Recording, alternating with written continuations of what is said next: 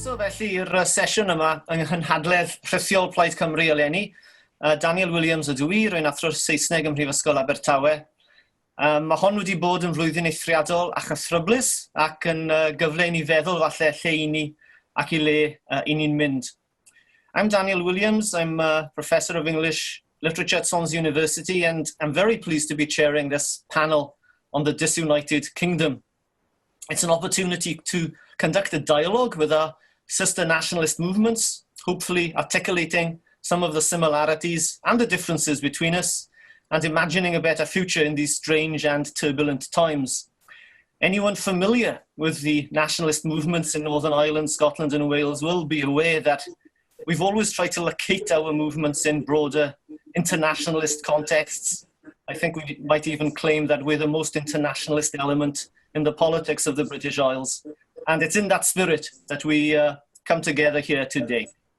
So gadewch I fi gyflwyno'r panelwyr. Adam Price, wrth gwrs, yw arweinydd Plaid Cymru. Adam Price is leader of Plaid Cymru. He was an MP between 2001 and 2010, spent a period at the Kennedy School in Harvard before returning to frontline politics in 2016, and represents the seat of Carmarthen East and Dinefwr in our Senedd.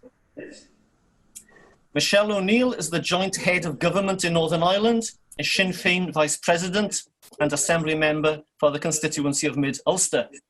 She's championed issues of equality, autism, disability, mental health, and the rights of rural dwellers since first being elected as an assembly member in March 2007. Welcome, Michelle. Kirsten Oswald joins us from Scotland. She's the SNP, well, joins us from Westminster, in fact, but is the SNP Deputy Westminster Leader and Member of Parliament for East Renfrewshire, first winning the seat in 2015 and again in 2019 with an increased majority.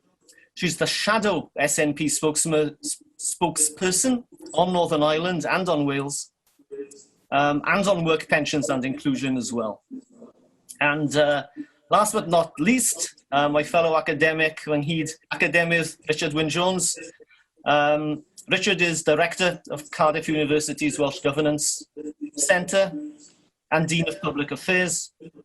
Cyfarwyddwr Canolfan Llywodraethiant Cymru a Deon Materion Gyhoeddus Prifysgol Caerdydd yw Richard Wyn-Jones, ac fel y gwyddus mae'n ysgrifennu'n helaeth ar wleidyddiaeth gyfoes Cymru, wleidyddiaeth datganoledig yn y Deyrnas Unedig ac yn darlledwr a sylwebydd uchel ei barch ar y cyfryngau Cymraeg, Saesneg ac Norwyeg erbyn hyn, dybiwn ni. Felly, fe gychwynnwn ni felly. We'll begin the conversation, we'll conduct the conversation through the medium of English. And I'll ask the panelists to start with opening remarks, maybe a sense of where we are in our respective nations and where perhaps we're heading. Ac yn ei droi at Adam Price yn y lle cyntaf. I'll turn to Adam first. Adam. Well, I think there's a powerful sense in Wales at the moment, Daniel, of history accelerating. And certainly that's to be seen in the rising support for independence, which, even this year has surged even further. And, we've seen opinion polls, of course, showing even majorities of support amongst the young and indeed amongst supporters of other parties like the Labour Party. So the ground is shifting beneath our feet. And of course, when we look north and west at the situation in Scotland and Northern Ireland, context different, obviously, but we see a similar process of acceleration. So the consistent recent majority in favour of independence in the Scottish opinion polls, massive shift of opinion in the north as well around the issue of Irish unity. And so, though we're not completely at the same place, we seem to be headed towards a similar destination, which is a position where we're moving away from this current disunited kingdom and for a situation where we will be independent nations. And of course, it's interesting to think in that context about how we can create new structures, new structures of partnership. People are talking about the Celtic Union, which would be a very, very different kind of union to the one that we've experienced over the last however many generations. Diolch, Adam. Michelle O'Neill, how do you see things developing in the coming period? Thanks, Daniel, and thanks to Plaid Cymru for the invitation to be part of the conversation this morning. We're all challenged right now to communicate with the public, and I think that this forum gives us an opportunity to have what is a very opportune conversation, I think, right now, given everything that we're going through, because I think we're probably facing the biggest and most profound challenges in our generation at this moment in time, not least because of Brexit, but also because of the global pandemic, which we're also trying to deal with. But I think on both counts, when we're talking about, in this context, around the disunited kingdom, I think on both counts, the British government and the Tories have demonstrated that they always put their own interests first. It'll always be, or that'll never be of any surprise to us. That's something that we've always known would be the case. But I think when you put Brexit and COVID in that new context, the consequences of Toryism to the people of Ireland, Wales and Scotland are not lost on the wider public. I think that when I was thinking of this conversation this morning, the thing that strikes me is that Toryism is a political culture that's always been a clear and present threat to our well-being, and I think that we need to have a counter political culture to develop a pan-Celtic anti-Tory culture, and I think that's part of this conversation. I think feeds very naturally into that. I think what we need to develop is a shared sort of political culture that respects each other's sovereignty and their right to nationhood, because there's no doubt in my mind whatsoever that as we speak today, that we're in a defining moment in terms of the history of our nations. And Adam talked about history accelerating, and I think that's absolutely the case. There's an evolving conversation, certainly here on this island, about future constitutional change, and Brexit has been a catalyst for all of that. So more and more people are now questioning the constitutional position. They're looking to the future. They're looking about where their best interests are going to be served. And I think that things are moving on at pace. And sometimes people can be ahead of politics, and we need to make sure that we work and get into the conversations that we now need to be having around our future. What's best? What's better? How can we work in common interest, common purpose, common action? How can we serve our people well? And how do we look towards a future beyond Brexit and one beyond the Union? And that's the conversation which I think is unstoppable now. And I'm delighted that we're having this debate today. Thank you very much. Thanks, Sonia. Great. Kirsten Boswell from Westminster, how are things looking to you, and how might they look in the coming year or so? Well, thank you, first of all, to Plaid Cymru for inviting me to come along too. It's a real pleasure to be at your virtual conference and to join this panel thinking about what the future holds. And I think that Michelle hit the nail on the head, actually. These are really turbulent times. There's a lot of challenge for all of us, but these challenges tell us that change is here. Change is upon us. There's no avoiding it. So we have to think about how we go forward, what is going to be best for our countries, what our place is going to be in the world. And I'm in Westminster this week, and last night I spoke about the Internal Market Bill, which has been forced through here, law-breaking provisions and all, by the Tory government, and the majority gives them free rein to do that. And of course I was speaking about the unenviable position, and it's an impossible position really that the latest wheeze of the UK government has left Scotland in. But that doesn't just apply to Scotland. The issues are the same for all of us. And I think that in an immediate way, the Internal Market Bill is plainly a concern. It means that there's a race to the bottom, which we didn't choose to be part of, a power grab that cuts the legs out from under our devolved parliaments. But there is that bigger picture too. For all that bill is important, it's really just another illustration of why the constitutional situation at the moment is not sustainable. The UK is not working for us, and we can do better than that. So, you can see people in Scotland, poll after poll is telling us this, looking to the future, and the number of people in Scotland who support Scottish independence is now showing as a sustained majority.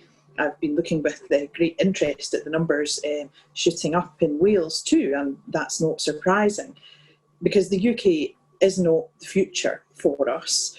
We can see what's coming down the tracks if we remain as part of the UK. We deserve better than that. Richard, let me bring you in then. Sut wyt ti'n gweld pethau? So we were given 2 minutes each, and I want to say 3 things. So I'm probably going to pinch an extra minute here, Dan. And now, first thing I want to say is that although it isn't often recognised as such in the largest parts of the state that we inhabit, the most politically successful nationalism in these islands in recent years is without doubt English nationalism. It was mobilised quite deliberately by the Conservatives ahead of the 2015 general election. It's underpinned the referendum result, the Brexit referendum results, as well as 2 further general election victories for the Conservatives in 2017 and 2019.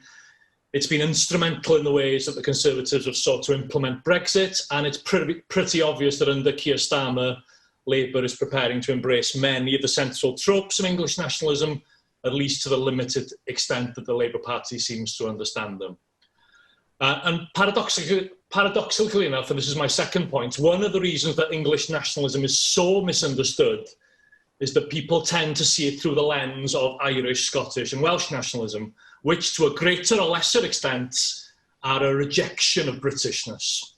But English nationalism makes much more sense if we recognise that it's more akin to older versions of Irish, Scottish and Welsh nationalisms, which embraced and venerated both Britishness and Irishness, Britishness and Scottishness, Britishness and Welshness, respectively. And specifically, contemporary English nationalism encompasses a sense that England doesn't get a fair deal within the UK, mainly, it should be said, because of those pesky Scots, but also the veneration of a particular version of British history and a vision of Britain's rightful leading role in the world. And the third point is, why am I saying this?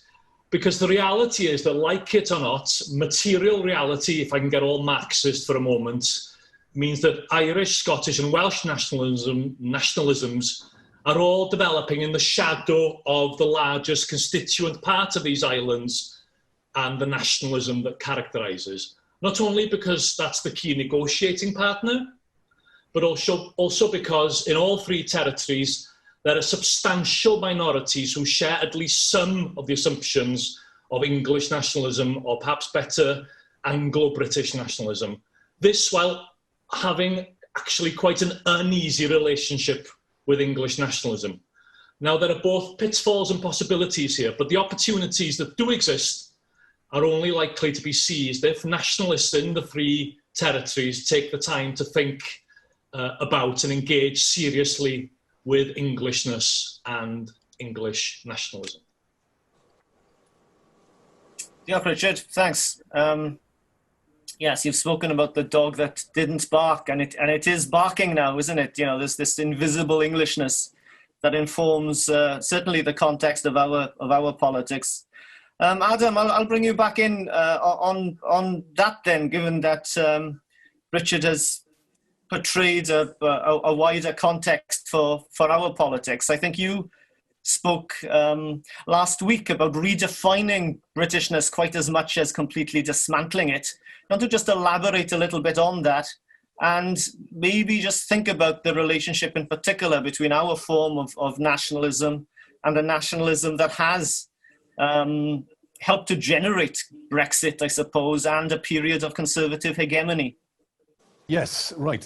In 2 minutes. No, I think this question of Britishness is really central. I think quite a bit of.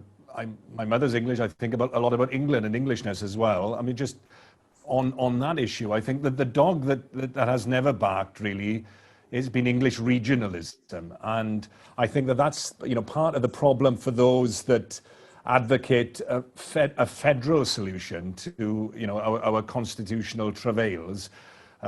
So people in the Labour Party in Wales, for example, is you can't really have a functioning federalism in a situation where 87% of the population is going to be in one of the constituent parts, and regionalism there in England has never really developed in any mature sense. So there's an issue there. I think, yes, I think the English national question, is critical in terms of the political dynamics in these islands, certainly. And I think the failure in England of the left to develop a narrative around Englishness, which is progressive.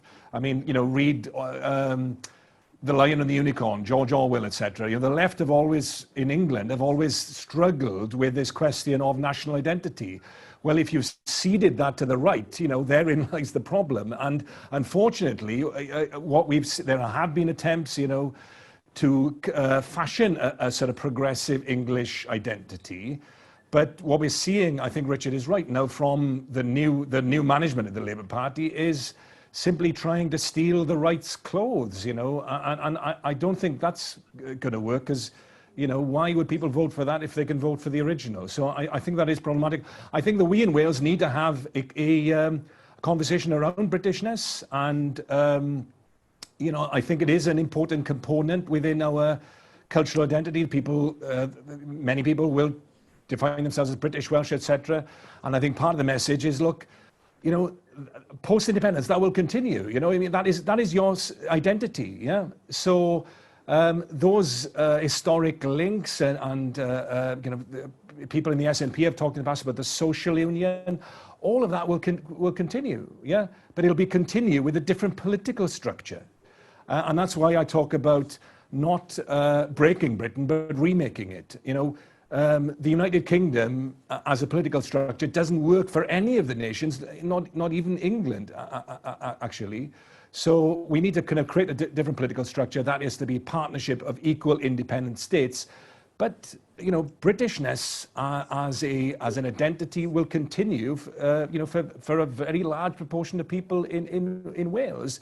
And actually, we can have a structure of partnership in the nations in this island, which will give better expression to that than anything that we get out of Westminster's backward-looking post-imperial fantasy. Yeah, maybe I'll turn to Kirsten before you, Michelle, on this one, because I think your case is different in some ways. Kirsten, I mean, I suppose in some ways what the English/British left has never quite managed to address is the fact that Britishness helps to sustain Tory rule, in a sense, in light of Michelle's comment, so that we're actually challenging a certain kind of right-wing power structure in the British Isles. But how does the SNP see this? How do you locate your movement in relation to both Englishness and Britishness in that sense? I think that the imbalance is probably the key issue there. So one of my colleagues yesterday pointed out that you would have to be, I think, in your 90s in Scotland to have voted for and got a Tory government. So people in Scotland don't get the governments that they vote for at Westminster, and that's a real issue in terms of democracy. And it's about that imbalance.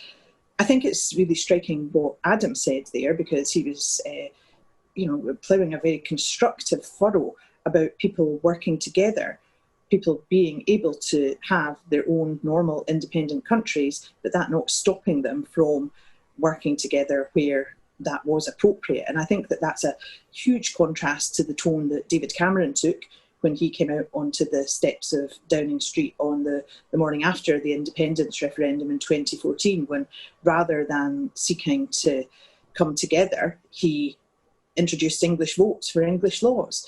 And I think that kind of behaviour, that way of looking at things through that particular prism, does absolutely encourage more and more people to recognise that imbalance and to look at other ways that we can move forward which are more constructive and better. Perhaps there is a case for an English Parliament. I think that's a perfectly legitimate case and a reasonable one.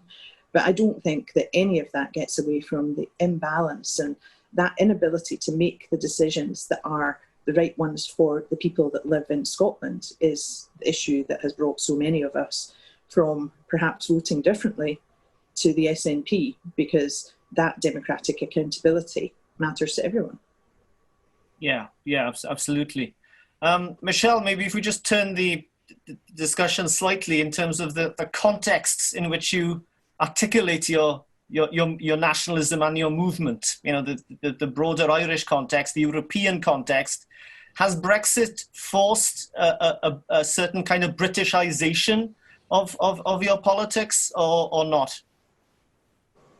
I think Brexit has been a game changer, and I think that it's made more and more people, even those people who hold very dear their British identity, it's made them now question, is this what we want? Because they find themselves having voted to remain in the EU and now being having a Tory policy foisted upon them against their wishes. So I think that the fact that there's now a conversation underway has never been witnessed before, certainly not in my generation, in my 43 years. I have never saw this, and I know certainly for some of my colleagues who've been around longer, they have never witnessed a conversation that's now underway.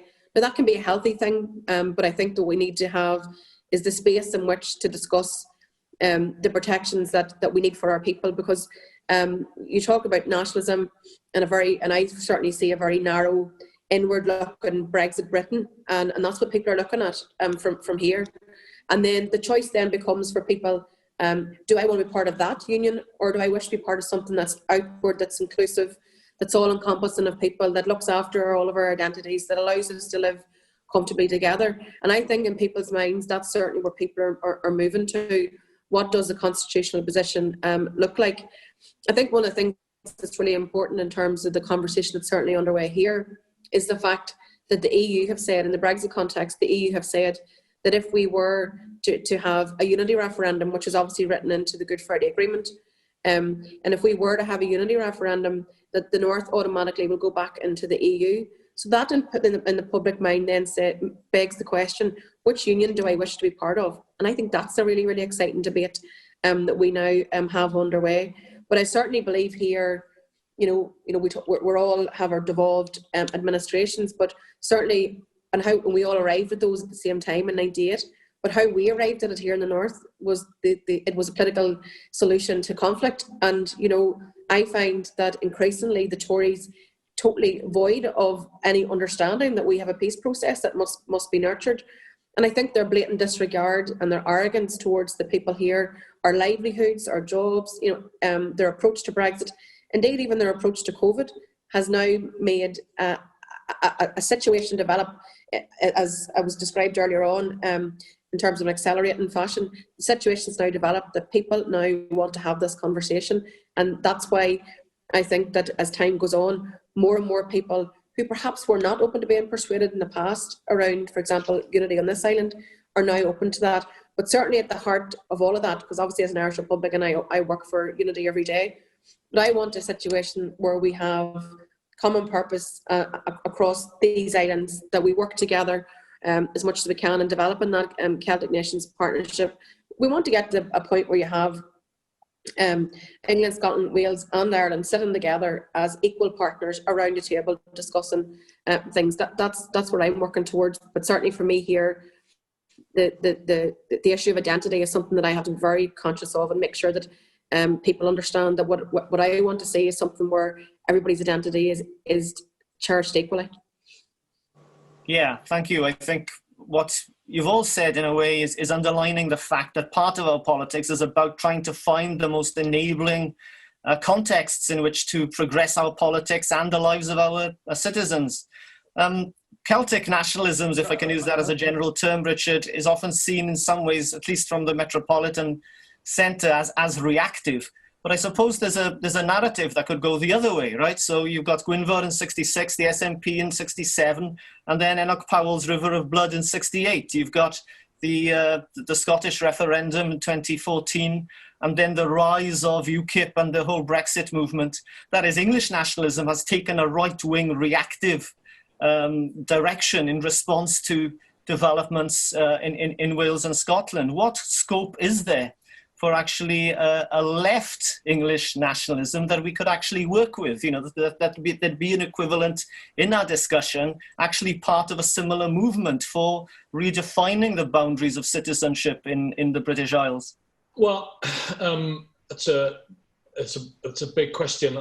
As all academics, I've got a book coming out on this fairly soon, which I'm going to invite you to read, being published next year. Ailsa Henderson from Edinburgh and I have written a book about Englishness, which goes through a lot of this territory. And it is currently very hard to see that kind of Billy Bragg version of English nationalism emerging anywhere. And I suspect that the three territories that share these islands, so three nations, that they're not going to wait for that to happen, and nor should they wait. But I think what the point I was trying to hint at in my opening remarks is that we have in all three territories large minorities who cherish a sense of Britishness, who share some, though not all, of the ideas and assumptions that underpin English nationalism. And they are the people that the three politicians that we're sharing this conversation with need to persuade. I mean, if the 2014 referendum in Scotland had been run only on the basis of people born in Scotland, there would have been a yes vote. If Northern Ireland's future was determined solely by people with an Irish identity, there would be Irish unity tomorrow.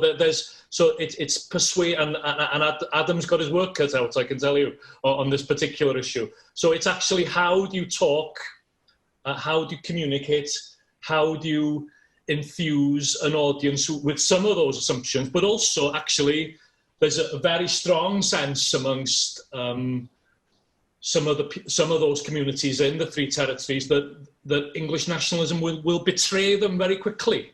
That then, you know, that their interests are not being upheld and cherished by the central state. So there are opportunities there, but it's understanding what works, what doesn't work. I think that's the key challenge. You can't wait for a progressive nationalism to develop in England, but what you can do is try and talk to the people in your own countries in ways that may appeal. I guess that's the point I'm trying to make.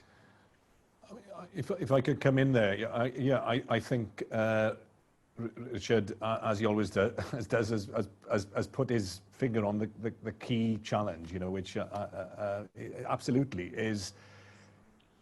It's going beyond preaching to the converted, isn't it? I mean, you know, there's a tendency in every political movement to do that at certain times.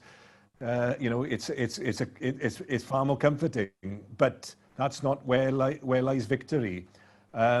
Political change at the level that we're talking about, I mean, achieving independence, Irish unity, it's about creating a new social coalition of forces, isn't it?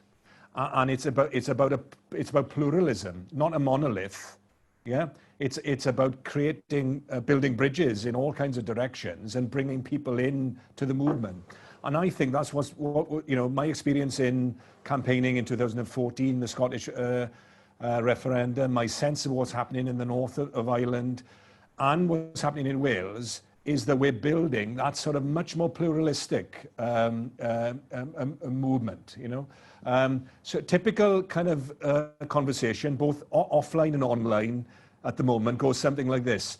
I never thought I'd say this, but, and then the payoff is, but oh my God, you know, I'm a supporter of independence, almost like apologetic, and, you know, but that's fantastic because that's showing real movement. And those stories are authentic, yeah? There are people that have said, I even voted against devolution in 1997 because well, I was even against that. And now I've come full on to support independence. And these are not sort of, you know, typical card-carrying members of the old traditional pro-independence movement. These are new people, new voices, and some of them are British identifiers. And that really is a source of hope, because the message is, look, your identity is personal, you know, it's subjective. And your identity, you will still have that identity in an independent Wales, because what we're about is creating political structures, not about, you know, kind of defining people's identities for them. And that idea of a much more pluralist future for Wales, which, as Michelle was saying, is outward-looking and diverse, contrasts then with a sort of monolithic version of Britain, which is the sort of narrative, the kind of wrapping yourself in your jacket, etc., which excludes people and defines their identity for them. So therein lies the challenge. I think I think Richard maybe started by talking about pluralism, about persuasion. And I think that is absolutely vital. We all have to step outside our comfort zones. We can be very comfortable talking to our own support base, people who are already convinced of the merits. You need to actually engage those people that actually are not convinced at this moment in time.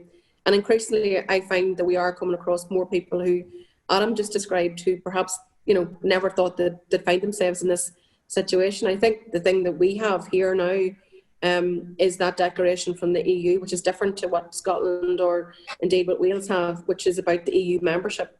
I think that's going to be fundamentally important in terms of shaping people's desire to build something new. But I certainly see it as my job as a political leader to ensure that those people that cherish their British identity very dearly, that I convince them of the fact that will never be diluted in the future that I certainly envisage. Like next year here, we will mark the centenary of partition of Ireland. And, as we know, the northern part of Ireland was founded on an inbuilt unionist majority, discrimination, sectarianism, all those things were inbuilt in the formation of the northern state. And I think that whenever you reflect on that, I would understand that people with a British identity who live here would perhaps feel that that would be something that will be foisted upon them also in return. So I see it as my job to convince people that, there's actually something better. There's something that we can plan together, something that is inclusive, something that is diverse, something that is all-encompassing, and something that, certainly on this island's point of view, ensures that we have a situation where those with a British identity, those with an Irish identity, feel they have their place, and rightfully so. And then we have to forge those new relations across these islands as well. So I think as a political leader, this is a hugely challenging but also most interesting time to be in political leadership because of all these things that are happening right now. And I think I described this period, and Mary Lou, our party president, described this period as the decade of opportunity. And I think this is the decade where everything's changing. I think that's really interesting what you're saying there, Michelle, about the inclusiveness and respect and listening that really matter. And I think for me, that's exactly the points that we all need to reflect on. For me, the notion of civic nationalism and inclusive movement, which is open, inviting, outward looking, is absolutely crucial to where I stand politically and to what drew me into the SNP. I just want to be part of a normal, independent country, not a country that thinks it's exceptional above all others, but a normal, independent country where there are opportunities for people who wish to live in that country to go forward and live the best possible lives that they can. So that opportunity to run our own affairs the way that is best suited to the people in Scotland. And maybe just to conclude from me, if I can reflect back to a speech that Nicola Sturgeon gave in 2016 at the opening of the Scottish Parliament, for me, that encompasses all of the things that Scottish nationalism is about. It's about all of the people who have come to Scotland, whether recently or whether further back, and about bringing all of us together, all of us as one country, with that opportunity for us and our children to go forward to a future that works for us, whoever we may be and wherever we may have come from, particularly in these turbulent and challenging times. I think that's a really powerful message. Well, maybe we seem to have lost our chair. I'll make a commitment. Broadband infrastructure will be better under Plaid Cymru-led government. But perhaps it's a symbol, that we're going to make this future from the bottom up. We don't need power to be centralised, though we're very grateful for Daniel for chairing the session, and fantastic as well that you could join us.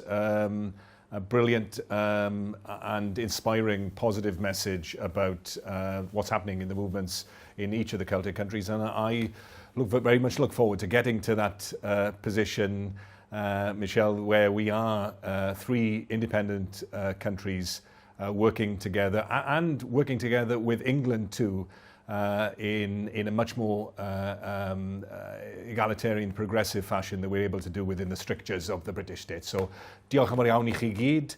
Thank you very much for joining us. Hello,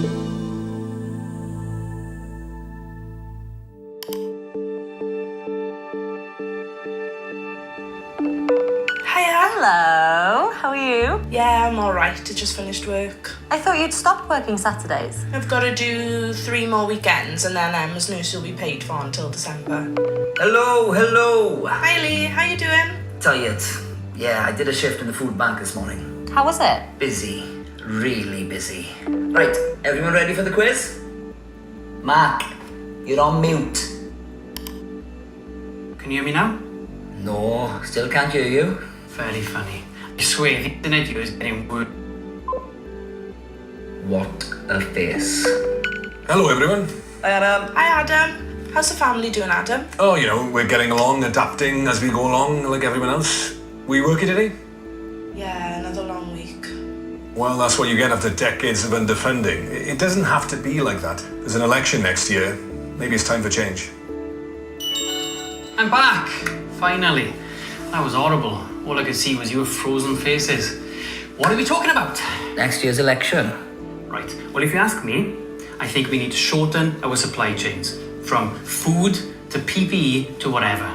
We can't go back to how it was. I totally agree. You know, we've got to become more self-sufficient in the essentials of life. Food, absolutely. Shelter, you know, PPE, even banks. And the other thing I think we've learned is, look, we've done better when we believed in ourselves in Wales and we haven't listened to Westminster. We've made our own decisions.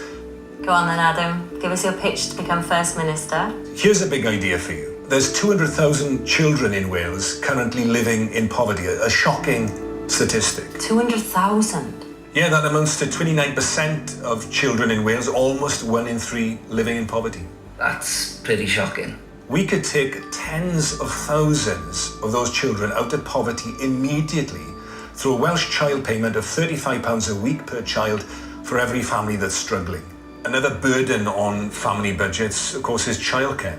What we'd like to see is free early years childcare for every family, for every child from 12 months on. I think one of the most important lessons of this year has been that we need to become a caring society where we value our care workers so that they're paid on the same pay scales as people working in the NHS. And we can do that by creating a national health and care service which also provides care free at the point of delivery, as we do with the NHS. Sounds good to me. Labour have been in power for 20 years. Plenty of good intentions, but poor results in the main. Think of those children in poverty throughout Wales. And they've left too many decisions in the hands of the Tories at Westminster that are holding us back. That's why I think Wales is desperate for change. Not change for change's sake, but for the sake of those tens of thousands of families that are depending on it. Well, that's my pitch for First Minister. Who's doing the quiz tonight? It's my turn. The topic is the service stations of Wales. Really? I will absolutely smash this. I've just remembered I'm washing my hair. How about we do a celebrity picture round instead? That sounds like more fun. I concur. Yeah, maybe that is better. Let's do that instead. Right, everyone's pens, are they ready?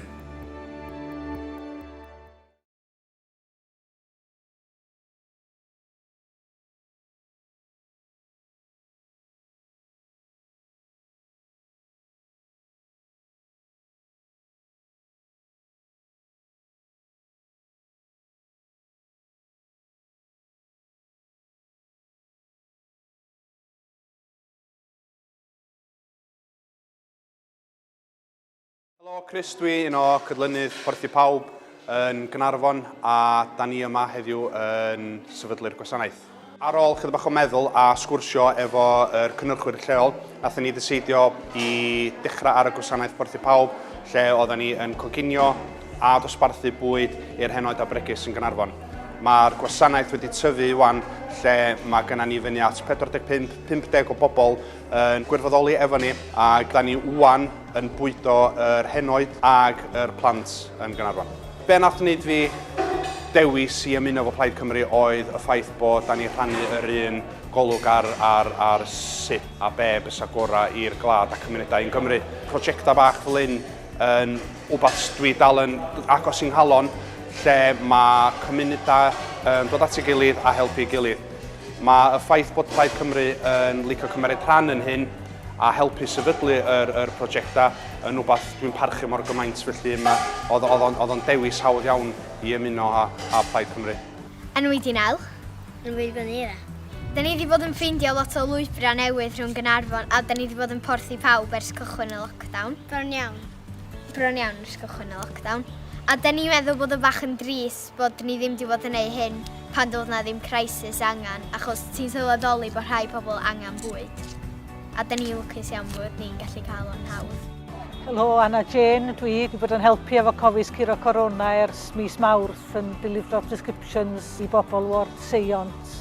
Dwi'n meddwl bod bobl ar y cyfan wedi bod yn hynod o ddiolchgar am yr help. Maen nhw'n gwerthfawrogi y ffaith bod yna gefnogaeth ar gael yn y gymuned. Nid yn unig o ran o prescriptions, ond o ran y gwasanaethau eraill hefyd, y siopa a'r dosbarthu prydau bwyd. Mae bob peth wedi bod yn helpu gynnal gobaith bobl yng nghanol y peth, a mae wedi bod yn helpu gynnal yng nghobaith i hefyd bod fi'n cael gwneud hyn. Mae Cai a Dic wedi bod yn hynod o effeithiol fel cynghorwyr ar ward Seiont. Hebddyn nhw a heb eu gwaith nhw fysa hyn ddim wedi bod yn bosib i wneud o gwbl. Maen nhw wedi'n nghefnogi fi fel gwirfoddolwraig a wedi cefnogi'r bobl ar y ward pa bynnag blaid ydyn nhw i gael y gwasanaethau maen nhw angen.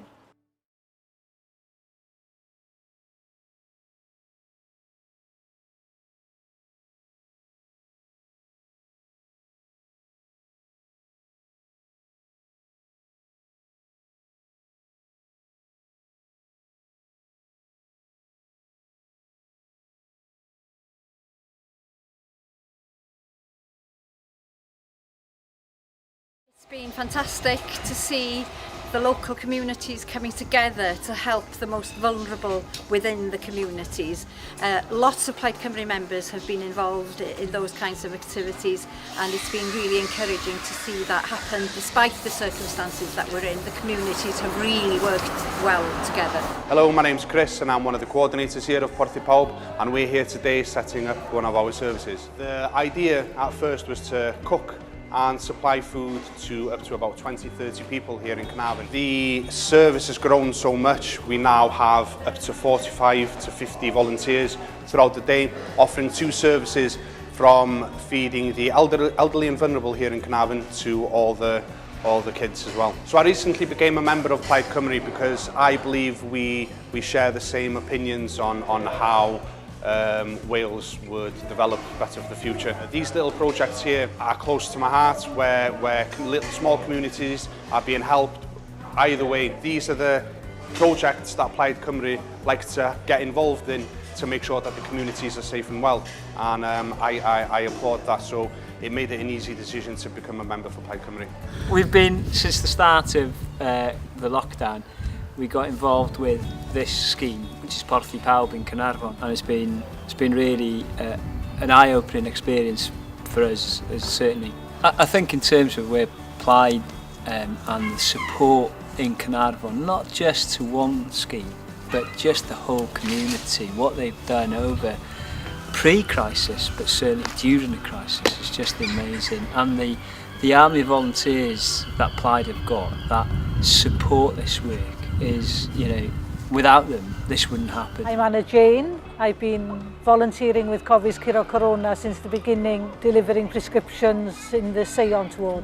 People have been very, very grateful. There's been a huge sense of relief, I think, that people are willing to help each other. There's been a very positive community spirit. It's not just the people delivering prescriptions. There's been a huge amount of other work going on as well that's given people hope in the middle of all this.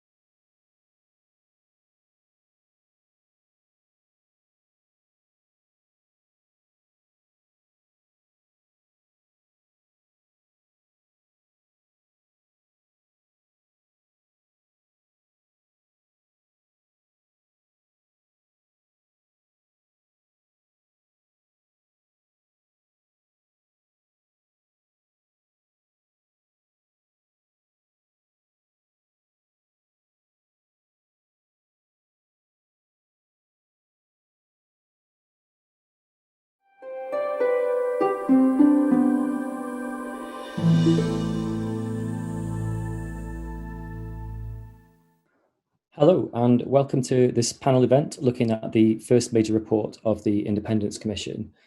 The Commission was established in December 2019 by Adam Price as an arm's length body to produce recommendations on how an incoming Plaid government in May 2021 should prepare a route leading to a referendum on Welsh independence sometime during the 2020s.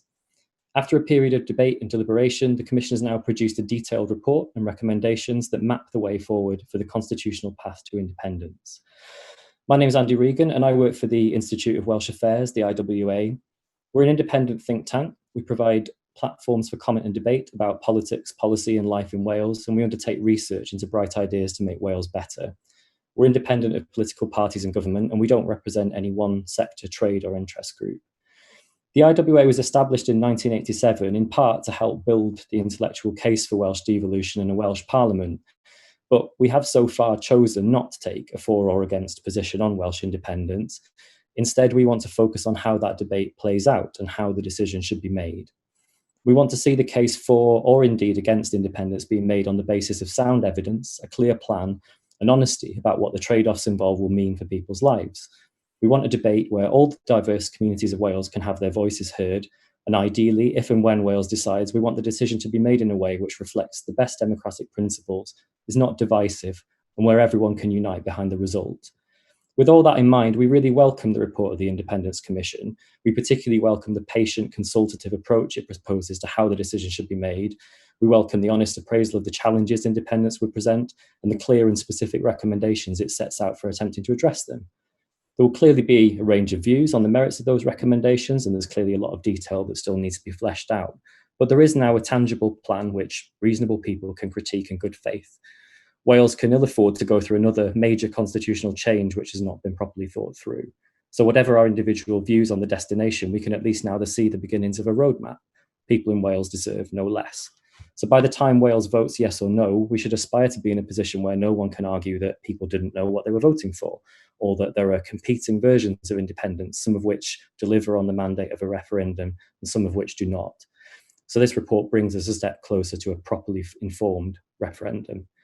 I'd like to thank Plaid for inviting me to chair the panel today and help kick the tyres on this important report and ask a few of the questions that we think sceptical, undecided or incurious voters in Wales might have, including a few that have been shared with us on Twitter by our members and followers.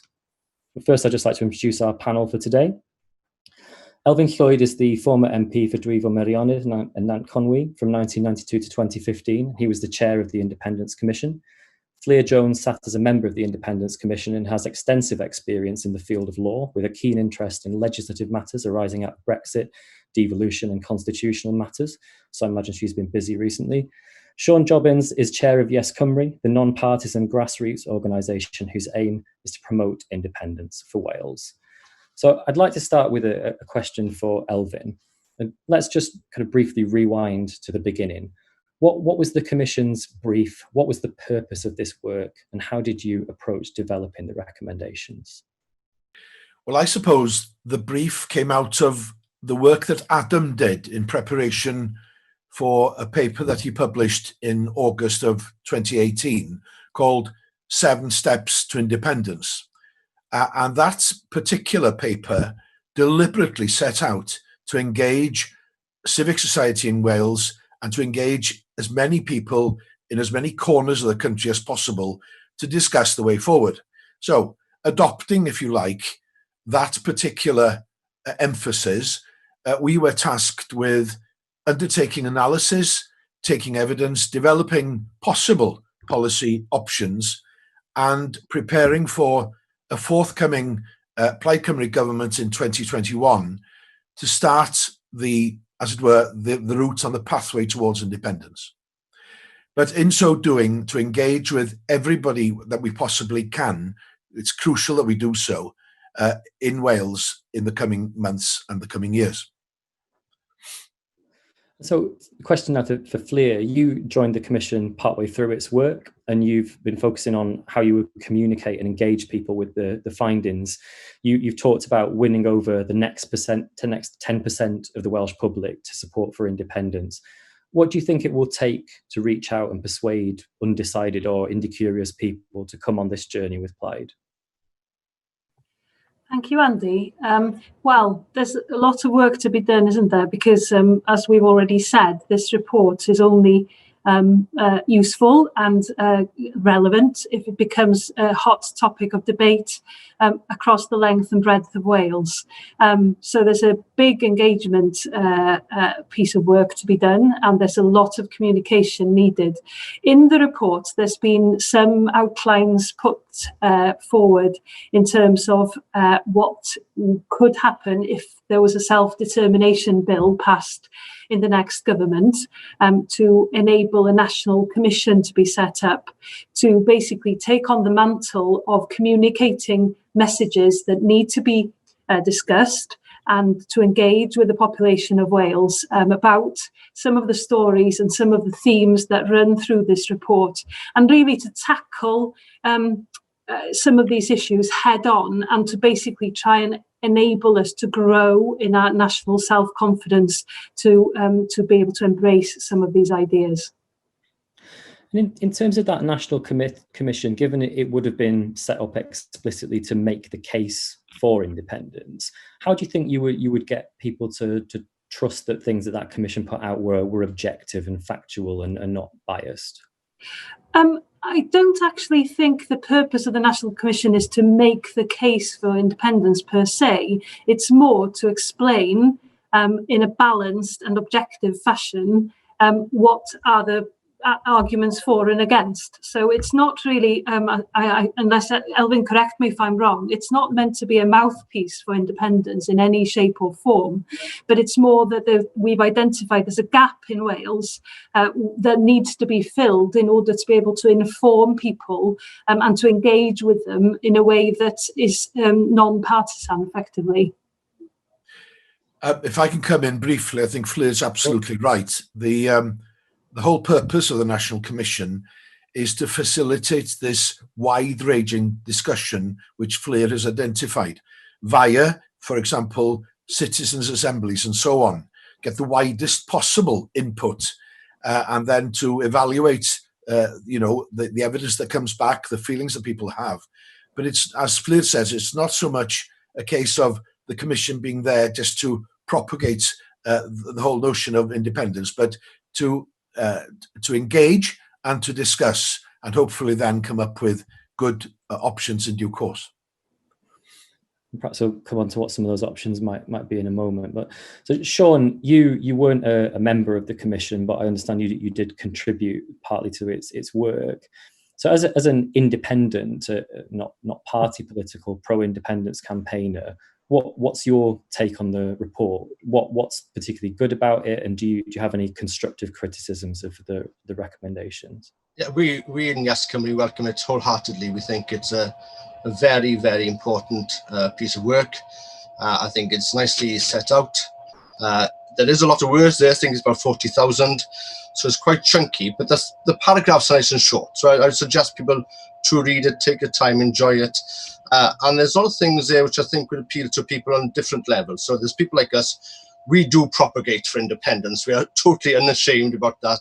We've taken the maximalist position. We want independence, which essentially for us means a seat in the United Nations and a constitution for an independent Wales. If it's a monarchy or a republic, that's a different question. If it's sterling or euro, whatever, that's a different question. But this is a very important piece. So I think for a lot of our supporters, they're glad to get a hold of this, to read it. Maybe some people would like something which is gives them the, this is what independence will look like. And say we had a budget and the economy of Wales is worth about £75 billion. How would we spend that money basically? How much on defence? How much on embassies and stuff like that? And maybe that's a piece of work, Yes Cymru, and we have something we've discussed or someone else can look at in the future. This maybe gives a bit more nuts and bolts. What I think this commission also does quite well, I think, is someone could agree with almost all of this and, dare I say it, still be a unionist and still say that a lot of these things are quite achievable within a British state if someone wanted that. There's a lot of good things here. And I take the view, for me, independence is an important thing to happen for all the reasons, to make Wales a better place. That is the key. But even if independence doesn't happen, I think a lot of things taken on that route are good. So I like to make the comparison with climate change. Even if people don't think climate change is a thing, I think it is. But even if they don't, I think a lot of the steps taken to mitigate climate change, cut down on carbon emissions, use of public transport, better recycling, better housing, these are all good things in any case. And a lot of this report, I think, is a lot of good things in any case. So I would suggest to people who are even not independent-minded, in other parties, to have a look at this. And what this document gives is some kind of a handrail, if you like, and a template which other people could follow. And I would suggest very quickly they do follow. There's one thing I would suggest. I think somewhere in the book it says I think the idea is that independence will be achieved over, say, 10 years' time. So 2 sessions of Plaid Cymru led government. I think that could be a luxury of time which Wales doesn't have. I think, and a lot of people in Yes Cymru think, the situation will happen very, very quickly. For me, I think the UK now is where the USSR was in 1986. I think the next year, 2021, could be a lot of things happening quickly. And I don't know if we have the luxury of time, say 10 years. I think that doesn't distract from what the document says. I think things could happen very quickly. So I would seriously suggest people, even outside Plaid, outside Yes Cymru, to have a look at this document. So that's interesting. Thanks, Sean. So I'll ask the next question to Fleer then. So one of the things that personally I think is good about the report is that it does set out a pathway where you'll be highly consultative and engaging the public. But is Sean right? Is there actually quite a narrow window where interest in independence has peaked?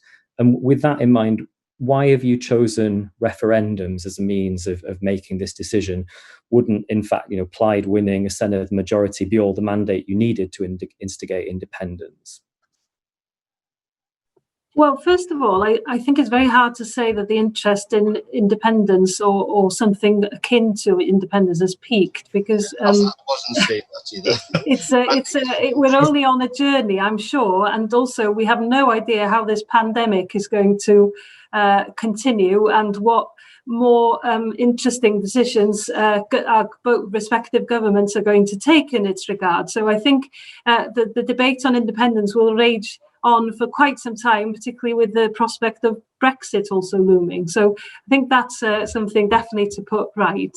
But in terms of the referendum or the referenda sort of route, I think the difficulty with not holding referenda, and I understand the concern about whether that's kind of necessary or not, is that if you don't consult and seek a mandate from the people of Wales, you always leave the argument open, from my perspective anyway, to people to say, well, I never voted for it, I never really wanted it. And even if you've got a Plaid government in power, there's a significant minority who never voted for that party who have got a vote. So I can't see there's a way around it, of doing it in the most consultative and most democratic way. And that's why the report suggests engaging into a referendum. Now, obviously, that's not the only way. This is just a suggestion that the Commission has come up with. It's not to say that this is what will happen. And again, this is something the National Commission should take on board if and when it gets set up. And Sean, how do you feel about the referendum as a way forward? Is that the path that Yes Cymru has always seen towards independence? It's kind of implicit in the name of a yes vote. Is that how you saw it being delivered? Yes, I think just quickly, I think next year will be very important. Not only elections in Wales, also in Scotland. I think Scotland will hold a referendum on independence the next few years. I can't see how Nicola Sturgeon cannot get away with not holding one without the SNP splitting. So there will be a vote in Scotland. And I think, added with COVID and Brexit, I think things will change very quickly across the UK and certainly here in Wales. So independence is not going away.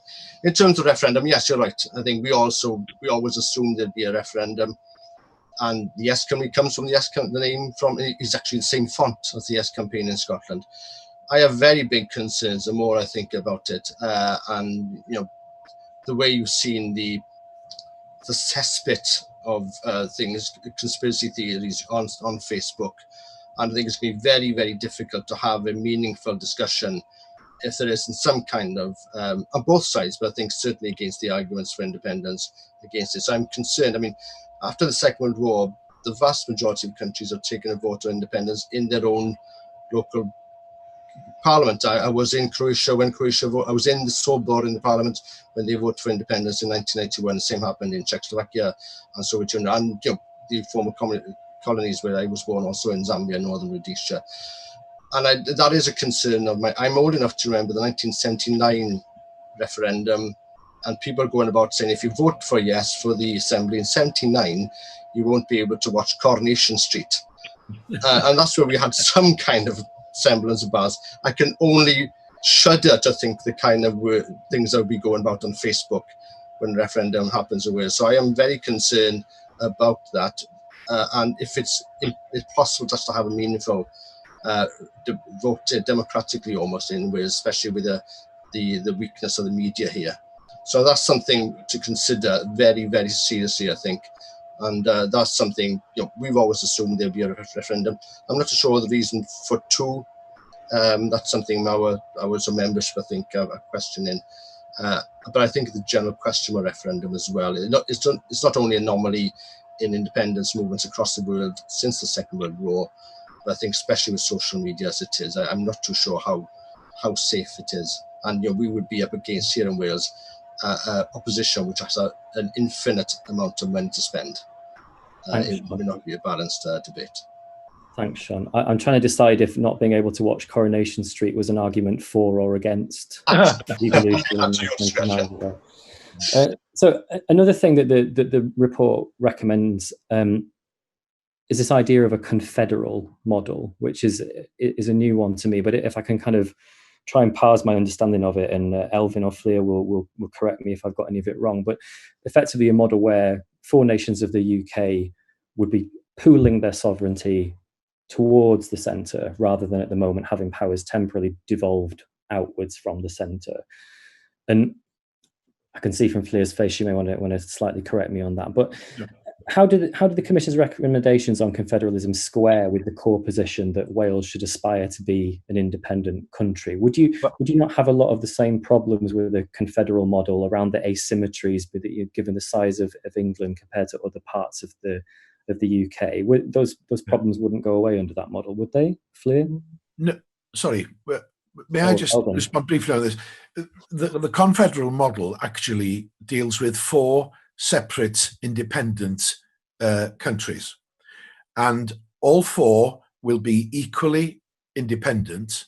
All 4 may decide to devolve certain of their responsibilities to the centre. So it is independence, but it's also, if you like, it's almost like a mini European Union where there is a pooling of certain sovereignty which benefits the peoples of England, Scotland, Wales, and Northern Ireland, or whatever. They can work generally together on, let us say, cross-border issues such as environmental issues, possibly understandings on macroeconomics and so on, and understandings on foreign policy. You rightly identified, Andy, the elephant in the room is the fact that one of the 4 might well turn out to be dominant by dint of its size. That is something that would have to be addressed, and something that we'd really have to get to grips with. But it's not to say that we are saying we want to have a Mark II UK. That's not the case at all. It is an entirely different way of thinking. Confederalism would mean, for example, the League of the Isles. There would be a Council of the Isles where equal numbers of representatives would be sent to discuss things in many ways, like the Benelux model. The Benelux model is interesting. They pool certain of their responsibilities and sovereignty in order to benefit all 3 countries, by which I mean, obviously, the Netherlands, Luxembourg, and Belgium. And they succeed in doing it quite well. And I think it's the kind of model that should be carefully considered. We are not saying in this report, by the way, that this is it. It's part of the answering the question of how do you see independence panning out? And it may well be that is unacceptable to people. It may well be acceptable. I don't know. We're not saying definitely it's got to be. We're asking people to think about it. That's all. And can I press you on one thing there around? You said that the potential risk of asymmetry with England would have to be addressed. Do you have any thoughts on how it would be addressed under this model? Yeah, well, that's the big question. Obviously, as far as I know, constitutional experts are all a bit flummoxed with this one at the moment. But it is one that will have to be addressed in due course. By the way, in this report, we set out certain notions. There is a great deal of research in the report, but there are questions which are open for discussion quite clearly, and this is one. We did have discussions with the House of Lords Constitutional Reform Committee. They had some ideas on how you address the asymmetry, but it has to be said that I think they start from a unionist perspective. We start from a perspective of independence. So, but there were some common themes, but our basis is we are independent, whether it's independence on a level with all the other three constituent parts or in some other form. But we do not say that we're going back to a federal model, which is UK Mark II. I mean, if you forgive me a brief plug, the IWA published a report last week about interparliamentary relations as one way of addressing the asymmetries within the devolved UK and having kind of better and more routine structures for parliamentarians to work together, either at an individual or a committee level, particularly to sort of scrutinise intergovernmental decision making in light of changes to common frameworks, etc. Yes, could that be part of the solution under this model you proposed? It could be. I was once a member of the British Irish parliamentary body, although it had very few powers, obviously, but it was an interesting one where there was a very interesting exchange of ideas throughout the countries of the UK and also the Channel Islands and Ireland. So my short answer to that is yes, that could well bring forth a solution of this. And we are now hopeful that people will read this document now and start thinking about it and come up with some ideas, because we don't profess to having all the answers. That's not the point. We have done our best to put forward a document which is worthy of discussion and which we think will pave the way for a more mature discussion if and when we come to the point of a referendum. Thanks. And Sean, just briefly want to ask you about this idea of confederalism. Does this risk overcomplicating the message of the independence movement? Is confederalism something that people are going to be taking to the streets of Cardiff, Llanelli and Bangor to sort of wave banners for? Is this going to get hearts and minds? Yeah, there's two possible. I understand exactly what Elvin is saying, and I think in the end, with independence, it would be something of that sort in any case. So I think it's good that the document sort of puts that out in the open and says, even with total independence for Wales, I don't think anyone is in the independence movement seriously talking about having border posts on the border, and we're all talking about free movement of goods and peoples across the UK. So, or the rest, whatever it would be called. So I think that's what we're talking about. So I think in the end, a kind of Benelux would be where we end up. I think there's two problems with confederalism. One is just a word. Nobody is going to march from confederalism. Maybe Canada in 1860s, but that's about it, I think. People will go on the street for independence. And what we found in Yes Cymru is that people quite like the simple message. That isn't to say that some people like Elvin and Fleet have to do the hard work again, the thing, and Yes Cymru as well. But I think a lot of people in Wales just want a feeling that someone is fighting for them. And that's what Yes Cymru has succeeded to a large extent with doing. And people then expect, okay, other people sort it out. The other problem with confederalism, I think, so I think paradoxically, to get to confederalism, in the same way as paradoxically to save devolution, you need independence. Because I think in 10 years' time, Wales will either be independent or would be a part of England. That's the way I think things are going to happen, because I think things will happen quickly. I don't think devolution will hold when Scotland goes, Northern Ireland goes. So it'd be independence or incorporation. The other problem with Confederalism is that I think Northern Ireland will reunite with the Republic. I think there'll be a great degree of devolution for the North. I think they'll keep Stormont, they'll keep education in the North different. But essentially, rather than MPs going to Westminster, the MPs will go to the Dáil. But they'll still keep, or maybe there's some kind of arrangement. There will be, the island will reunite. So you do envisage a situation where potentially what's left is a nation state, which is England and Wales combined. And in that case, I don't see the Scots saying, we want to have less power or less status than Ireland. So I think, so I mean, there won't be Northern Ireland, I don't think will be in the equation in 10 years' time. Unless something comes up, nothing is in stone, of course. So I think we're talking then really about Scotland, Wales and England. And that even becomes less of a confederal thing, animal then. So I think in the end, what the Commission says is actually right. I think there'll be some kind of Benelux or your Scandinavian model, if you like. I think people like that. People understand that. People understand that people have relationships across the border and everything.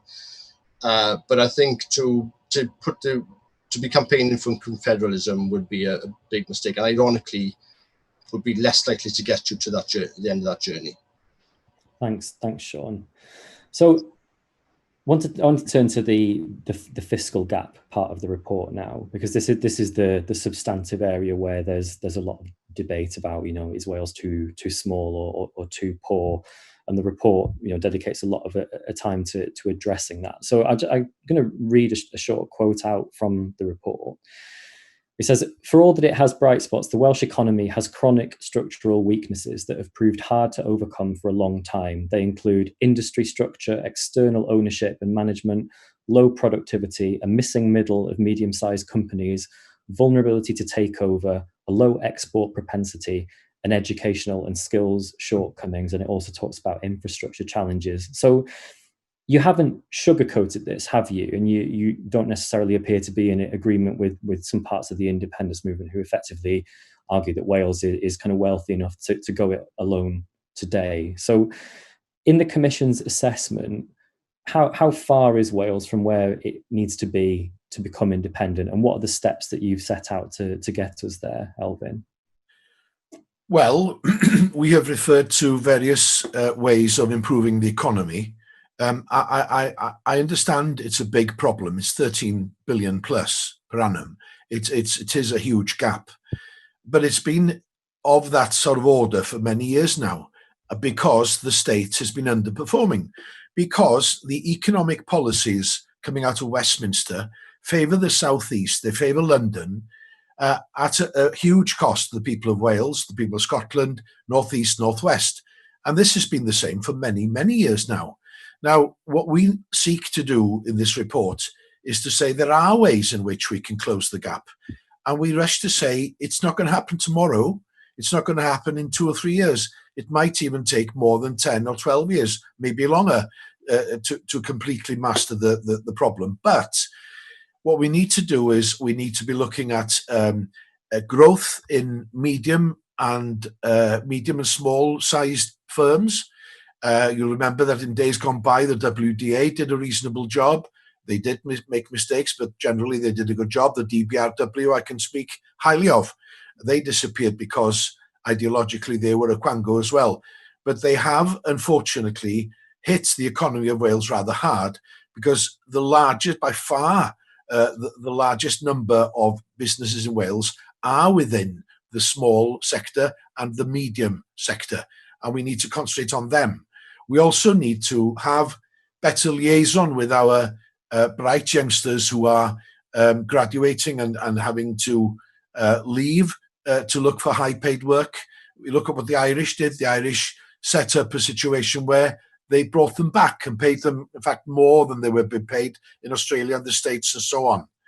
We think that the Welsh Development Bank should take a more active role in assisting companies in Wales to expand, even by taking a Welsh government share in businesses, for example. And we think that firms in Wales need far greater assistance in terms of being able to receive investment, but crucially also the exports. There should be a dedicated export section of the current Welsh Government in order to improve the export situation of Welsh companies, Brexit notwithstanding. So, there are several things that we have said we should be doing. And just a throwaway line, if you like, I am sure that an independent Wales wouldn't be spending billions per annum on a nuclear submarine, nor indeed on many of the other wasteful projects in the defence sphere. So you take all those things into account, concentrate on an economic policy for Wales. You also look at going into high-tech industries and, crucially, the green economy, where Wales is very well set up to do that. We need to look at that sector, target these sectors, and ensure that the investment is there for them and that the assistance is given to them, and not have, unfortunately, we have in the Welsh Government now, economic policy being made by civil servants, and nobody seems to look at the delivery side of things. Once the money's been committed and sent out, I don't hear very much of people actually tracing to say, well, how successful has that been? Do you want more help? Do you want less? We argue that we need a civil service dedicated, A, to policy making, and another section to ensure adequate delivery for the ratepayers' money going in. So those are some of the ideas. There are others within the report, and even if half of them were accepted in the next few years, we would see an improvement in the situation. And finally, I'll just say one thing as well: there are not many high income taxpayers in Wales. We need to grow that, and hitherto, of course, large companies operating in Wales have been paying out their income tax receipts via London and not through Wales. So that's also distorting the picture. So you take all of these into account. Yes, there's a lot of work to be done, but for heaven's sake, if there's a lot of work to be done, it's time we started on it, isn't it?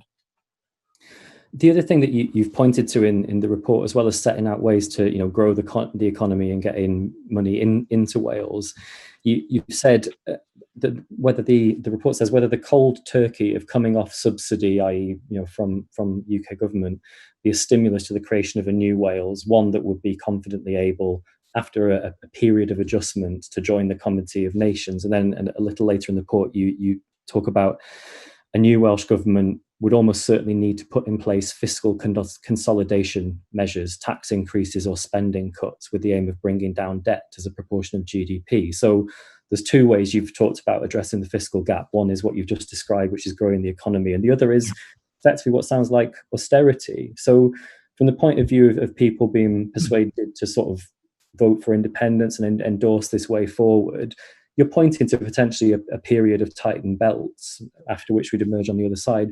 What would you say to people who are concerned about whether that is worth the risk for that short-term pain of cold turkey for long-term gain? Well, what I would say, and I don't like the word austerity because that's got awful connotations with what we've been through, but I'm sure that a lot of taxpayers' money currently is not being put to good use. And those expenditures could be looked at. For example, the huge amount of money that was expended on the now defunct Relief Road outside Cardiff. I'm pleased that it has come to an end, but those kind of projects, huge amounts of money and absolutely nothing for them. Those are the kinds of things we need to be looking at. And let's be honest, we might have to look at increasing income tax by a certain amount in order to further the idea of balancing the books. But we are not saying, we're going to cut back on everything, make you live in penury just for the luxury of being independent. That's not the idea at all. It is going to be conscientious, sensible government, but there will have to be an eye on the purse, and there will have to be an eye on the exchequer, the money coming in. And of course, there could be new taxes, lots, not taxes such as road pricing, instead of what's currently happening. We could be looking at the exporting water, for example. that also could be a big thing in the future. There are several other innovative taxes that could be considered. Again, I'm not saying we have to tax the people of Wales, heavily either, but there are creative taxes of various kinds, tourism taxes as well, various other things that we need to be considering all in the round. The trouble with the current government in Cardiff is that they get a policy from London, they Welshify it top and tail, and that's it. They don't think about what would be good for Wales. How could we actually be improving things in Wales by bringing in a dedicated, for example, land tax that could bring in considerable amounts of money. I think 5.3 billion it's been estimated. So there are lots of ways of doing this, but it has to be a responsible overall budgeting, I think. And with that in mind, as I mentioned, we asked Twitter to suggest some things that could be raised in this session, and some of the commentators on there have expressed some disappointment at the report and what they see as a lack of kind of economic radicalism in the report. Perhaps people who envisage that an independent Wales could introduce UBI or something like that. Are you, from their point of view, are you setting out quite a long path to kind of give Wales control of all the economic levers it currently doesn't have, but then use them to do something that really looks and feels very similar to what's happening now? Or is there some more kind of radical ideas in this report that our colleagues on Twitter have overlooked? Well, there are several radical ideas in this report in terms of improving the economy. And I'm surprised that anybody would say that we're just advocating more of the same. I mean, that's very far from what we're advocating. It'll be, of course, up to an incoming Welsh government to decide on the level of taxation, on the kinds of new innovative taxes they may consider, and the way forward. We can't give them a blueprint saying, look, incoming government, do this, that, and the next thing. We are saying there are various things that you can be thinking about, various levers that you could be employing, and we're leaving it there. Really, it's a discussion, not a command.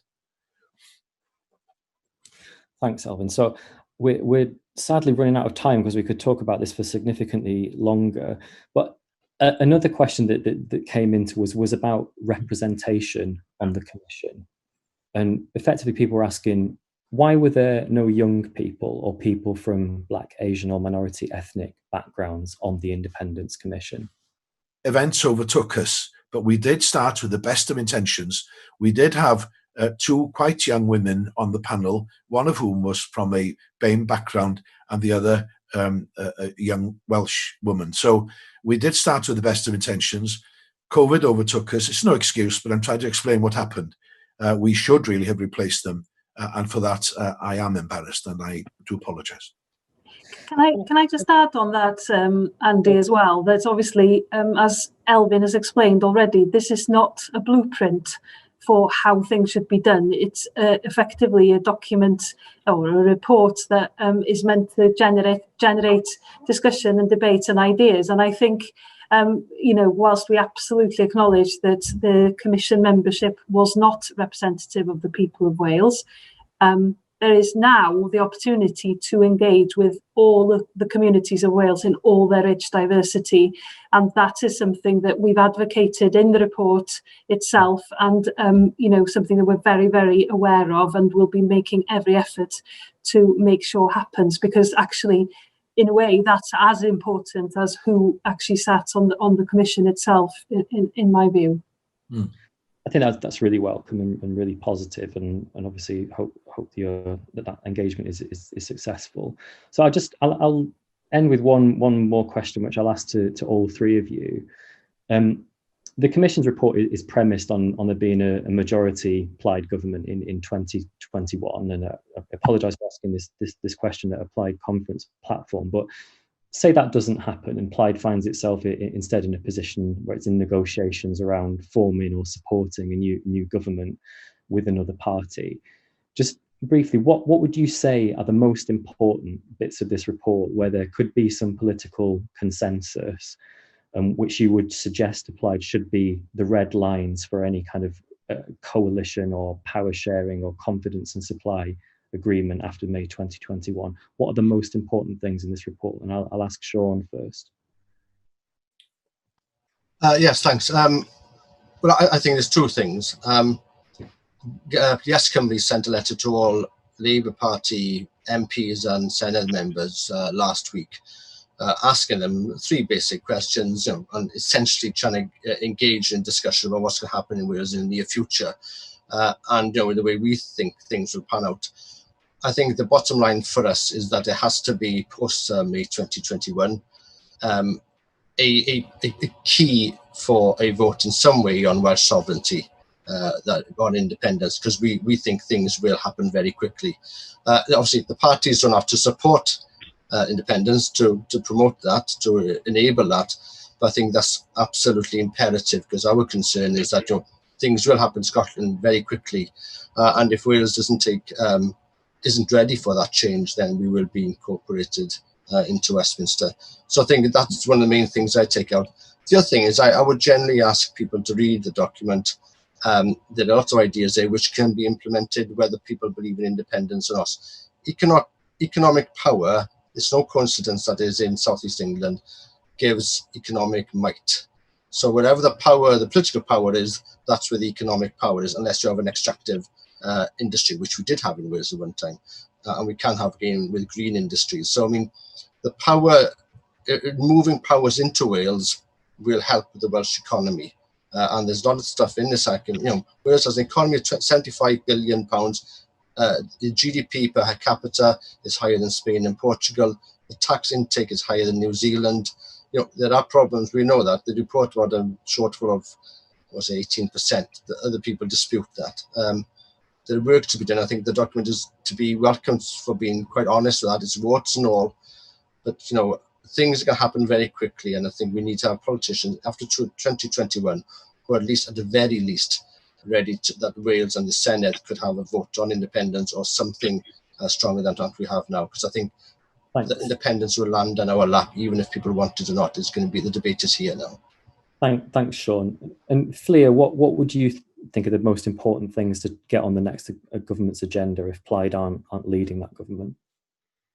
Well, I echo what Sean said about the economy and trying to close the fiscal gap. I mean, I think those are, but they should happen regardless of independence as a goal or not. But for me, the Welsh self-determination bill should be something the Plaid should have a red line on, because I think the implications of that bill, if it became onto the statute books, could have far-reaching and extremely interesting consequences for Wales and its future. Thanks, Flea. And Elvin, what would you say are the most important things that should be on the agenda? Well, I agree with Fleur about the self-determination bill, but I also agree with her on the fiscal gap, because it's crucial. It needs to be done yesterday, not tomorrow. And at the same time, as part of that, deepening our relations with our cousins and friends on the European mainland. In other words, having a strong presence in Brussels, which is made even more important now given the debacle of Brexit. So yes, and I also think that we should be paving the way for some form of referendum in early course as well. Thanks very much, everyone. I feel like we could have gone on quite a bit longer and covered a lot more ground. The report, I would echo Sean's sentiments and recommend that everybody take a look at it. And I've been reading it thoroughly the last few days, and it's very thought-provoking and a really good contribution to the debate. And thanks again to Plaid for inviting me to chair the panel, and enjoy the rest of your online conference. Thanks.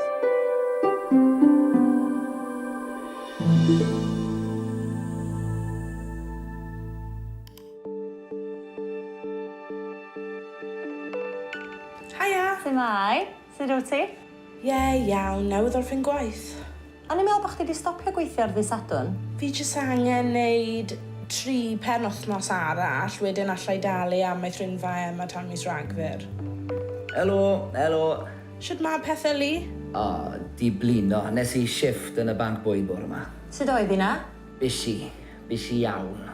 Right, pa fo barod am y quiz ma? Mac, ti ar mute. Chi'n clywed fi nawr?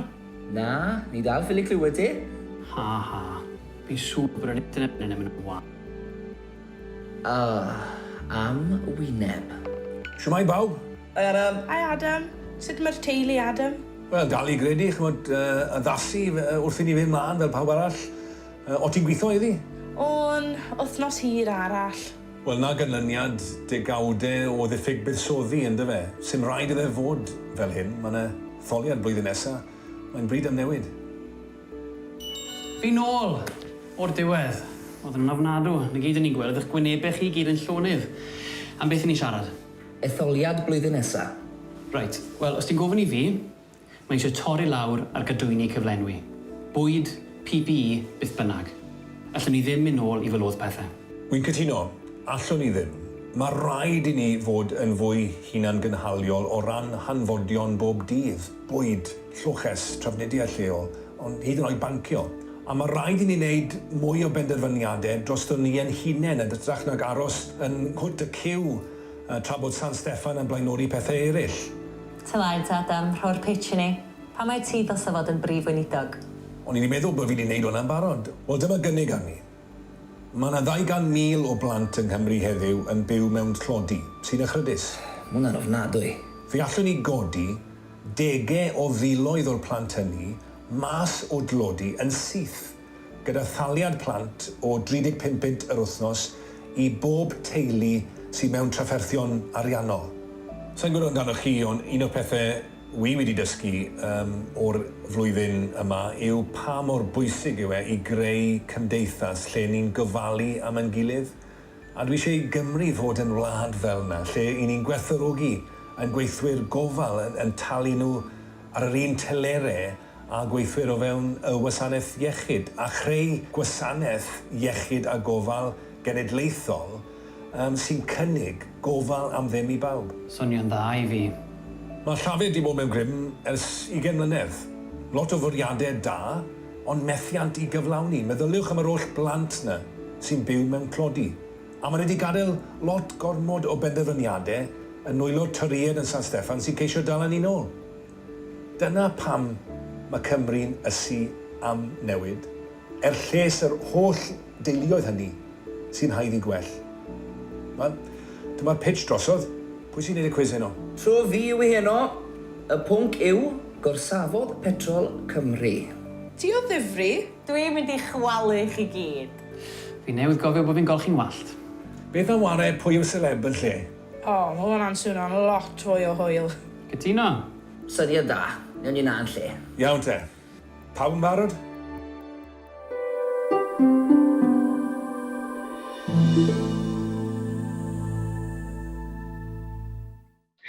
Cyfeillion, this is not how I expected to be speaking to you today. I and the whole Plaid Cymru Llanelli team were so looking forward to welcoming you this weekend, to the opportunity to show you our wonderful town and to be kickstarting the campaign that will win our communities back for Plaid in 2021. Of course it was not to be, and our disappointment is absolutely nothing in the context of the loss, the trauma, the fear and the insecurity faced by families and communities across our nation in the COVID-19 crisis. We have much to be proud of in the way in which we have stood together through times that most of us could never have imagined. The selfless example of our frontline staff, our key workers, has been inspirational to us all. And many of us have volunteered for the first time, got to know our neighbours, and learned to value again simple things like fresh air and good food. There will be some positive lessons for us to carry forward. What is crystal clear, though, is that the COVID-19 crisis has thrown into sharp relief long-standing inequalities and injustices. We have not all been in this together. We know that Black people and people of colour have been more at risk of health and economic harms. Women have been more severely impacted than men, more likely to lose their jobs and facing an increasing burden of care. More young people are losing their work and they are finding it harder to find alternatives. And those communities in our nation whose economies are already frail, the valleys communities that have never recovered from Thatcher's deliberate slash and burn, and rural communities at risk from a fragile farming community and an over-dependence on tourism have suffered worst. None of this is new. The individuals, groups of people in our communities and communities themselves that were already poor and already fragile are now worse off than ever they were before. We cannot put up with this. After 20 years of a Labour-led government in Wales, we have seen no meaningful progress in addressing economic inequalities.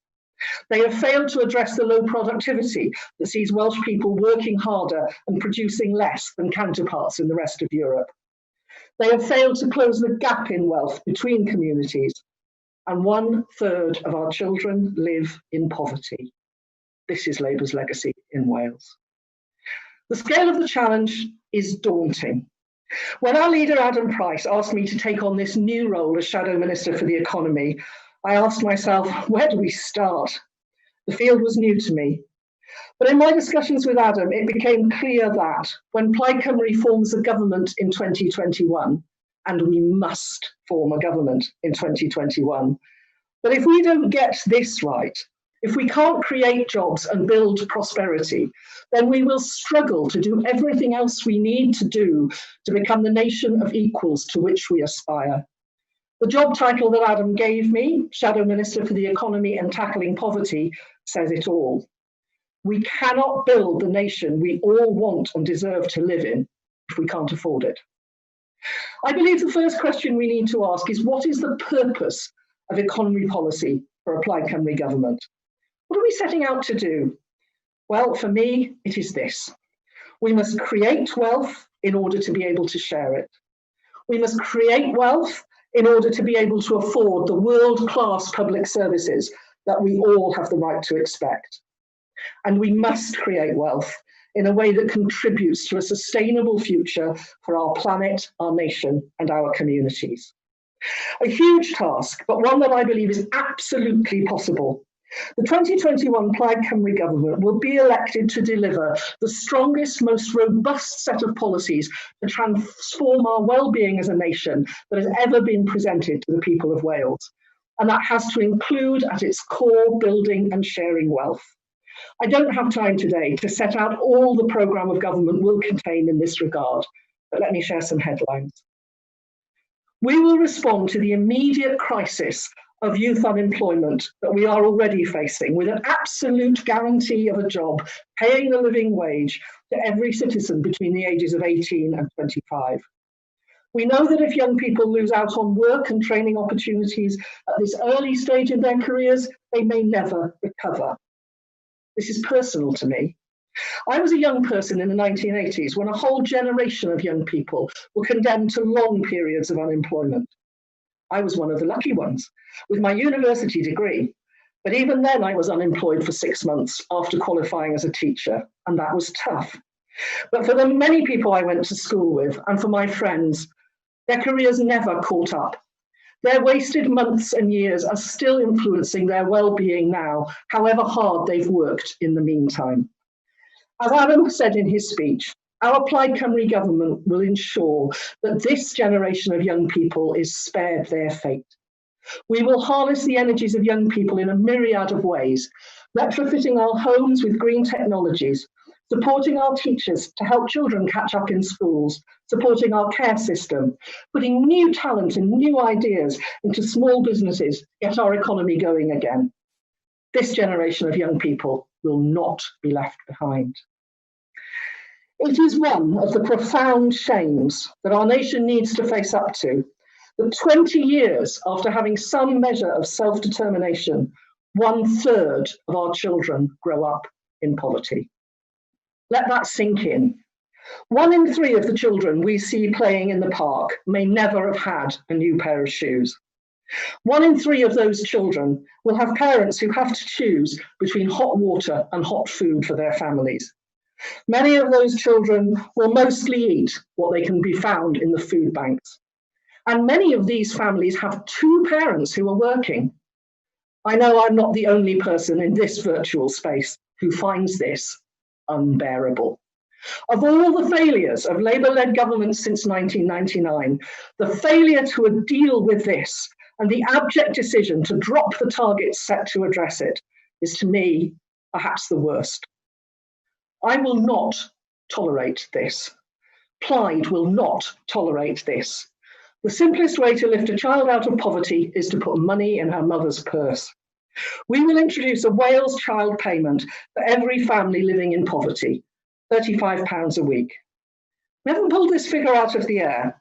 We have calculated what a family needs, not just to meet a child's basic needs, but to be able to give that child a decent life. No child in our nation should not be able to go to a friend's birthday party because they can't afford to bring a little gift. No family in our nation should not be able to take their children for a trip to the seaside or a walk in the hills. Plaid's child payment will ensure that every child currently living in poverty can have these little things that make life worth living. And of course, we'll have to fight the UK government on this. To make this work effectively, we will need the same level of devolution of administration of benefits that Scotland currently has. Is it going to be simple? Probably not. But a select committee has already set out a roadmap of how it can be done. I'm not easily shocked, but I am shocked that this current Labour government in Wales refuses even to ask for the devolution of these powers. The Plaid government in 2021 will demand these powers, we will fight for them, and given that they have already been granted to Scotland, we are optimistic that we can get them. And from the first week of our government, we will start to save money for those children, so that when the powers come through, we will pay their families what they need. I pledge this today. By the end of the first term of a Plaid Cymru government, there will be no child living in absolute poverty in Wales. In November, I will propose to our party's National Council a whole new approach to developing and refocusing our country's economy. I'm no fan on the whole of the Quango. I believe that in a democracy, the decisions should be made by the people can sack, the politicians, with those decisions implemented by officials directly accountable. But I have been convinced that it is impossible for civil service culture, which is by its nature risk averse, to successfully lead the inherently risky job of transforming our economy. So I will be proposing a new freestanding agency, Prosperity Wales, to lead the transformation. But this will be an economic development agency with a difference. Yes, it will focus on creating jobs and opportunities. Yes, it will be actively encouraged, indeed instructed, to take risks, supporting new and innovative business ideas. Yes, it will take an intelligence-led approach, understanding the full complexity of our business landscape, identifying future opportunities. It will drive up productivity. But at its very heart, we will place the duty to promote fair work, a commitment to green growth and decarbonisation, and a clear responsibility to ensure that wealth is shared between individuals and between communities. Does na ddim reswm yn y byd pan bod cymunedau'r hen cymoedd diwydiannol ac ein cymunedau cefn gwlad yn dal I bod yn tlawd. Dydyn ni ddim yn prin o bobl talentog a mentrus, dydyn ni ddim yn brin o adnoddau naturiol. Penderfyniadau, a diffyg penderfyniadau gwleidyddol, sy'n cyfrifol am y diffyg cyfleon sydd yn gweld ein pobl ifanc ni yn gadael I gymunedau. Un o prif tasgiau Ffaniant Cymru, Prosperity Wales, bydd I ganolbwyntio ar cymunedau pen y cymoedd a cymunedau gogledd a gorllewin, Arfor, I cydweithio gyda'r awdurdodau lleol, y prifysgolion ac eraill, I tyfu busnesau lleol, I tynnu busnesau newydd miwn ac I cadw y talent sydd gyda ni yn ein cymunedau. Bydd Ffaniant Cymru yn arf pwysig yn ein frwydr ni I creu Cymru cyfartal. Ond bydd e ddim yn digon. Bydd Llywodraeth Plaid Cymru yn cymeryd camau pwysig I dod â plodi I ben, I ryddhau talent a gallu yn ein gwlad, I newid Cymru i'r gwell am byth, byddwn ni'n ymladd o dan anfantais ddifrifol. Heb y grymoedd sydd ar gael yn naturiol I bob gwlad rydd, a hawl I benthyg I buddsoddi, enghraifft, mae tasg ni yn llawer anoddach. Dim ond annibyniaeth bydd yn rhoi y holl offer yn ein dwylo ni, y holl offer sydd angen I trawsnewid yn gwlad. Ac mae gen i neges heddiw i pobl sydd yn cefnogi annibyniaeth, ond ddim fel arfer yn cefnogi Plaid Cymru. Bod bob dull o ymgyrchu yn bwysig iawn i ennill cefnogaeth i annibyniaeth, dim ond trwy'r proses democrataeth nawn ni ennill annibyniaeth ei hun. I cymryd y cam nesaf, mae rhaid i ni ethol llywodraeth sydd yn credu yn annibyniaeth. O'r prif pleidiau gwleidyddol yn Cymru, a rai sydd â cyfle go iawn o ennill seddi yn y Senedd, dim ond Plaid Cymru sydd yn cefnogi annibyniaeth. Os mae annibyniaeth yw'r flaenoriaeth i chi, dych chi'n gwybod sut i bwrw a'ch pleidlais blwyddyn nesaf. Cyfeillion. We need to say loudly and clearly to our fellow citizens, now is the time to change Wales for good. We have put our trust in Labour for generations, and we are still poor, and our public services are creaking under almost unbearable pressure, even in normal times. They have asked us to vote Labour to keep the Tories out, and failed to protect us from Tory austerity. It doesn't have to be like this. Come with us and build the nation of equals that we all want to live in. But how will we get the message across? Well, the truth is, we don't know. Will we be able to get out on the doorsteps in our communities, which is where we fight and campaign best? Well, whether we can or not, fight we must. Our hard-won limited autonomy is under direct and purposeful attack from a Conservative and Unionist government in London with a clear centralising agenda. And we cannot leave the defence of our nation, or the protection of our most vulnerable, or support for our public services in the hands of this lacklustre and unambitious Labour government. We will find ways to campaign because we must. So I ask each and every one of you today to do all you can. Deliver those leaflets, telephone voters, talk to people and listen. Maybe commit to having one conversation a week with someone you know isn't convinced. Listen to their concerns, then show them what is possible. Gwyneth Williams reminded us that throughout history, Wales has always reinvented itself. We must reinvent ourselves in 2021. We must elect Adam Price as our First Minister to lead that reinvention, to change Wales for good, forever. It's up to us now. It's in our hands.